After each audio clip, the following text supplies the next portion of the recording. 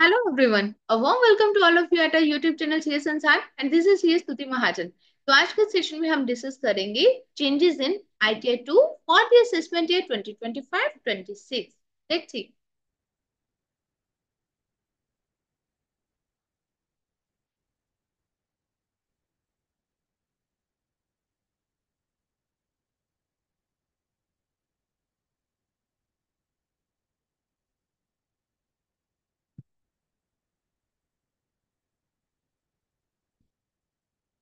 ये changes in ITI 2 for the assessment year 2025-26।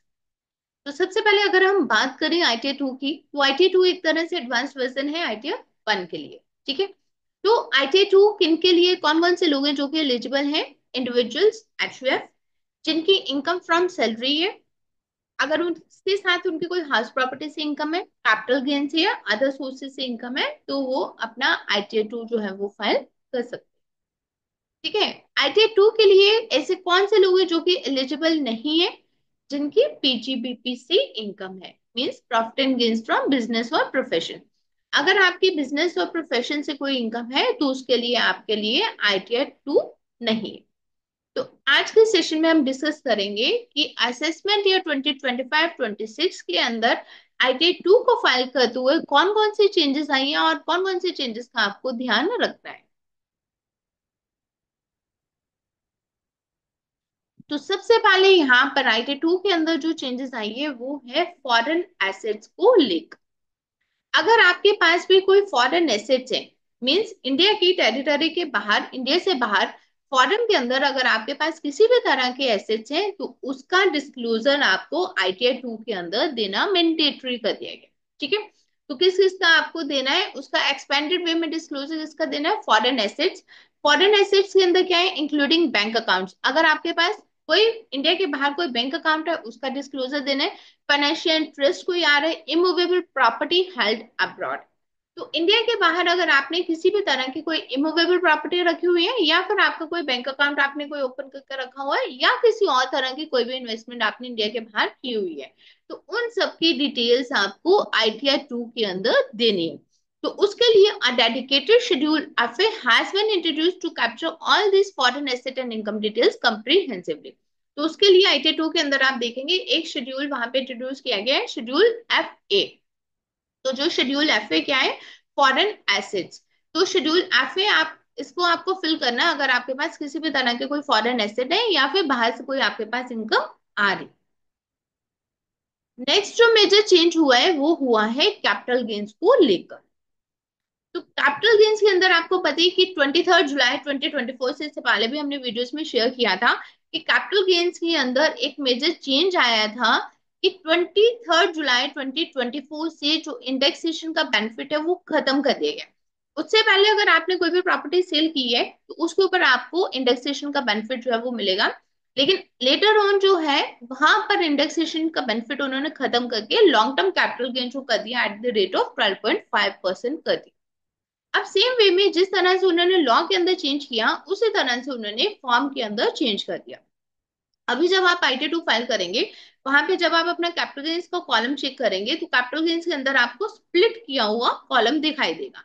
Split means वहां पे जो कॉलम है कैपिटल गेन्स का दो पार्ट्स में डिवाइड किया हुआ मिलेगा कि आपने कोई भी ट्रांजेक्शन जो कैपिटल गेन्स आपके पास हुआ है, सेल ऑफ इमूवेबल प्रॉपर्टी आपकी हुई है 23 जुलाई 2024 से पहले या फिर 23 जुलाई 2024 के बाद, तो सेम वे में उसके ऊपर जो भी एप्लीकेबिलिटी है वो रहेगी। अगर पहले हुई है तो नॉर्मल जैसे पहले इंडेक्सेशन का बेनिफिट आपको मिलता था उस तरह से होगा, और उसके ऊपर जो पुराना रेट से LTCG के 20% वाले वही वाले एप्लीकेबल हो जाएंगे। अगर आपने बाद में किए तो इंडेक्सेशन का बेनिफिट वहां पे खत्म हो जाएगा और LTCG वहां पे आपको कितने के ऊपर कैलकुलेट होगा एट द रेट ऑफ 12.5%। ठीक है। तो उसी के अकॉर्डिंगली वहां पर उन्होंने जो भी चेंजेस कर दी हुई कैपिटल गेन्स के ऊपर वो आपको वहां पे मिलेंगी। और कैपिटल गेन्स का शेड्यूल आपको स्प्लिट किया हुआ मिलेगा बिफोर और आफ्टर 23 जुलाई 2024। तो अगर आपने भी इस ईयर के अंदर कैपिटल गेन्स के अंदर कोई ट्रांजेक्शन की है, कोई सेल की है मूवेबल प्रॉपर्टी की, तो आपको उसकी डेट अपने पास वो संभाल कर रखनी जरूरी है कि किस डेट को आपने किया, उसी से ही आपकी जो ट्रांजेक्शन है वो कैलकुलेट होगी कि आपका 23 जुलाई से पहले वाले में जाएगा या फिर 23 जुलाई के बाद वाले में जाएगा। Next, reporting of virtual digital assets, जिसे हम वीडीएस भी बोलते हैं। आपको पता है कि इस दौरान जो क्रिप्टो करेंसी कितनी पॉपुलर हो रही है, ठीक है। तो क्रिप्टो करेंसी के लिए ही उन्होंने स्पेसिफिकली क्रिप्टो करेंसी या फिर कोई और इस तरह की कोई वर्चुअल डिजिटल एसेट जो है, अगर कोई इस तरह से कोई इनकम आई है इनसे आपको, तो उसके लिए भी स्पेसिफिक एक शेड्यूल जो है वहां पे स्पेसिफाई कर दिया गया है, कॉलम, जिसके अंदर आपको उसकी डिटेल्स देनी है। वर्चुअल डिजिटल एसेट से अगर आपके पास कोई इनकम आ रही है तो उसकी डिटेल्स आपको वहां पर स्पेसिफाई करनी। Reporting of buyback loss.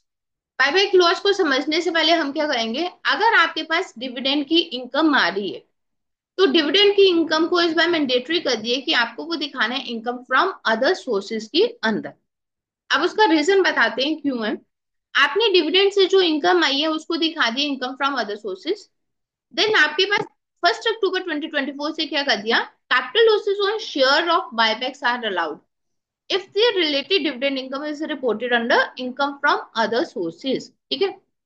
तो सबसे पहले उसने क्या बोला है, आपके पास कोई भी डिविडेंड की इनकम आई है उसको आपको इनकम फ्रॉम अदर सोर्सेज के अंदर दिखाना है। और उसके बाद 1 अक्टूबर 2024 के बाद इनकेस अगर आपके शेयर बायबैक्स के अंदर कोई कैपिटल लॉसेस भी हो जाते हैं, तो कैपिटल लॉसेस को आप तभी जो है ले सकते हो अगर आपने उसकी इनकम जो है already income from other sources के अंदर दिखा रखी, ठीक है।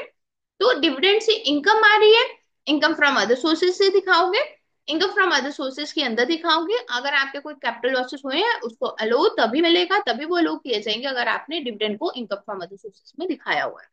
इसके अंदर एक और चीज किया है इन्होंने, a new field has been added to the capital gains schedule in ITF forms to report such buyback losses। तो कैपिटल गेन्स का जो शेड्यूल है वहां पे एक नई फील्ड आपको मिलेगी, वहां पर आप रिपोर्ट करोगे buyback losses ensuring compliance with the mandatory provision, ठीक है। तो वहां पे आप अपना बायबैक लॉसेस जो है वहां पर उसको रिपोर्ट करेंगे। जब आपने अपना बायबैक ऑफ लॉसेस वहां पर रिपोर्ट कर दिया, तो तभी आपको बायबैक ऑफ लॉसेस जो है आपने वहां पे रिपोर्ट किया, और तभी आपके वो लॉसेस लो किए जाएंगे अगर आपने उसकी डिविडेंड इनकम को इनकम फ्रॉम अदर सोर्सेज के अंदर दिखाया हो, ठीक है। अब एक और पॉइंट इसके अंदर क्या आया है, एसेट्स एंड लायबिलिटीज थ्रेशोल्ड, इसके अंदर भी एक उन्होंने चेंज किया है। अगर आपकी इनकम जो है वो 1 CR या 1 CR से ऊपर है, तभी आपको एसेट्स एंड लायबिलिटीज की जो डिटेल है वो देनी मैंडेटरी है। इससे पहले क्या होता था, 50 लाख से ऊपर है तो आपको एसेट्स एंड लायबिलिटीज की डिटेल देनी मैंडेटरी होती थी। अभी के लिए ये जो लिमिट है उन्होंने थ्रेशोल्ड लिमिट जो है वो रिवाइज कर दिया, रिवाइज करके उन्होंने कर दी है 1 CR की कर दी, ठीक है। नेक्स्ट क्या है, नेक्स्ट मॉडिफिकेशन इन्होंने की है टीडीएस टीसीएस के अंदर। जो टीडीएस की रिपोर्टिंग रहती है उसके अंदर काफी डिटेल कर दिया है, जैसे कि टीसीएस ऑन ई कॉमर्स वगैरह जो भी थे कॉलम्स आपको वहां पर वो डिटेल्ड आपको अलग से मिलेंगे। Reporting of tax collected at source relating to e commerce transactions is expanded for transparency के लिए उन्होंने वहां पर एक्सपेंड कर दिया।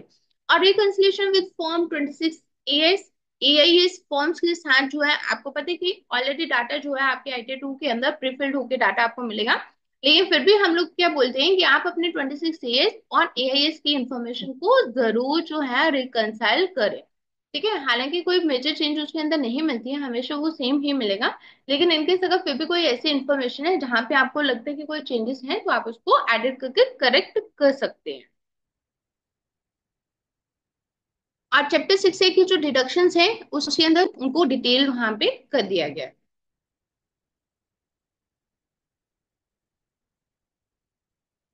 तो मेजर चेंजेस इन्होंने IT2 के अंदर अगर मैं समराइज करूं, तो सबसे पहले चेंजेस इन्होंने क्या किए, फॉरेन एसेट को लेके। फॉरेन एसेट्स अगर आपके पास हैं तो आपको उसको डिस्क्लोज करना प्रॉपर्ली, या फिर फॉरेन एसेट से कोई आपके पास इनकम आ रही है तो आपको वो भी डिस्क्लोज करना है, और उसके लिए शेड्यूल एफ जो है वो इंट्रोड्यूस कर दिया गया। फॉरेन एसेट के बाद अगर हम बात करते हैं तो वो है कैपिटल गेन्स को लेके। कैपिटल गेन्स के अंदर अगर आपने कोई सेल किया है, इमूवेबल प्रॉपर्टी को कोई आपने सेल किया है, तो वो 23 जुलाई 2024 से पहले किए या बाद किए उसके उन्होंने स्प्लिट वहां पे कर दिया है। और उसी तरह से कॉलम है कि पहले किए तो पहले वाले में डालोगे, बाद में किए तो बाद वाले के अंदर आप वहां पे मेंशन करेंगे।